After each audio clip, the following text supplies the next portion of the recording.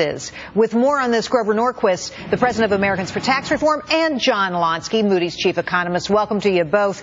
Grover, I'll start with you. Sure. I've got to think that people out there are fed up. They're angry. Just look at what the candidate de Blasio in New York City wants to do. He wants to hike marginal tax rates on incomes, $500,000 a year and more, to 4.4% from 3.9%. We're seeing the same theme play out in Colorado and other places. Are people going to put up with this? Well, what's interesting is these are blue cities and states, Colorado, New York. They're raising income taxes or voting on it with the mayor. It's possible that in Colorado that may be defeated, even though it started off with a lot of money and a lot of support. Teachers' unions are pushing for it because it's $1 billion that goes to them if they get that tax increase through. But over the last 2 years, states have been cutting income tax rates in North Carolina, in Oklahoma, in Kansas, across the country. You're right. Tonight we're going to see whether Colorado wants to become California and whether New York wants to become Detroit. Speaking of Colorado, let's take a look at what they want to do. It's called Amendment 66, and what it would do. Yeah. Current state income tax, 4.63%. The proposed is 5% up to $75,000 in income. And when you hit that median income, boy, it's 5.9% above that. They're trying to push that state income tax. And I got to tell you, Grover, it's up in the air because we're talking about giving the money to schools.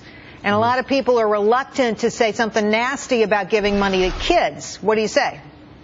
Well, the last time they put a 1% sales tax on the ballot for the kids, it was defeated handily in Colorado. Colorado does have a history. It's a western state. It may well defeat this. On the other hand, the teachers' unions and the Democrats have put a lot of money in advertising. They might squeak through. They're also trying to raise taxes on marijuana in the state from 15% up to 25%.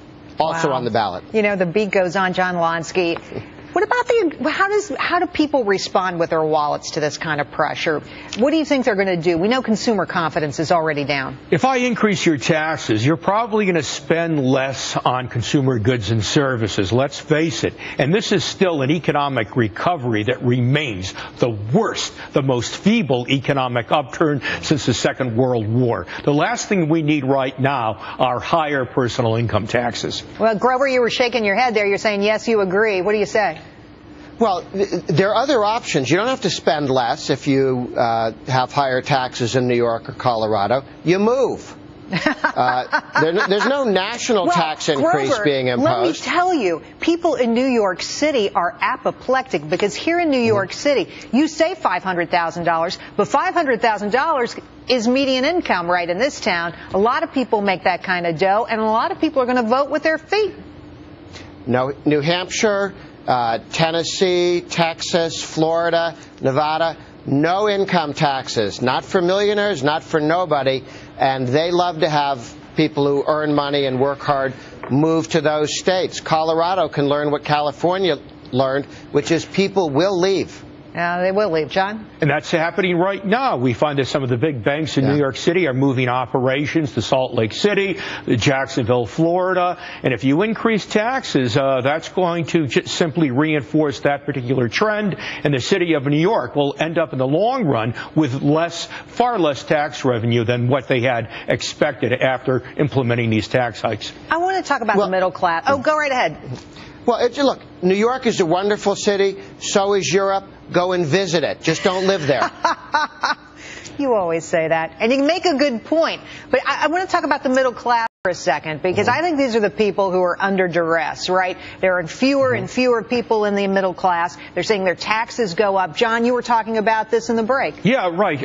For the year to date, we find that personal income taxes are up by 16.5% year over year. That's $142 billion. Wow. Now, some of that is just because of growth, but more than $100 billion was taken away by the government from the private economy, and as a result, we still have a dismal economic economic recovery. And you say even that the numbers you're seeing lately are negative.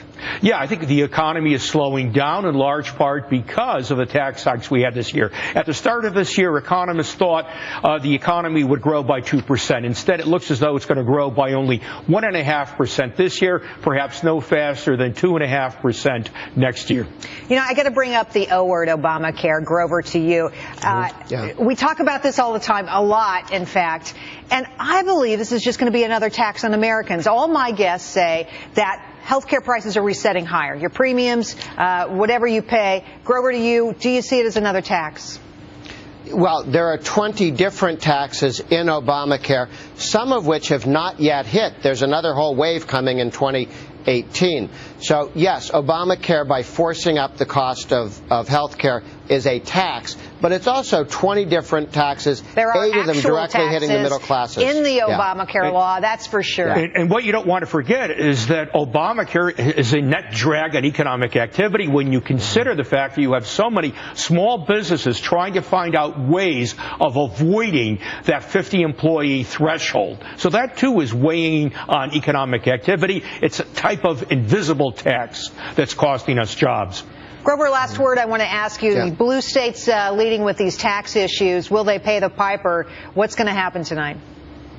Well, watch Colorado. I think it could be close. The numbers for the tax increase have been going down. Be very interesting to see whether the people who just legalized marijuana want to tax it back into prohibition.